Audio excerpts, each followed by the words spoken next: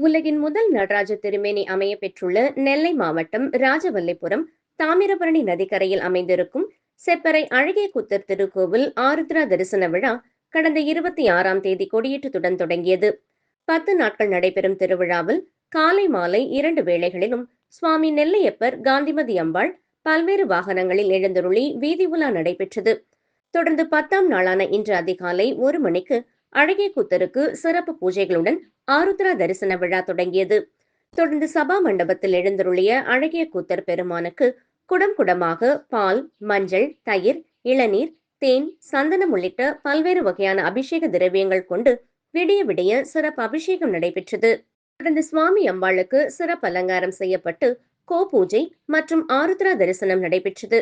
இதில் ஆயிரக்கணக்கான பக்தர்கள் கலந்து கொண்டு சுவாமி தரிசனம் செய்தனர்.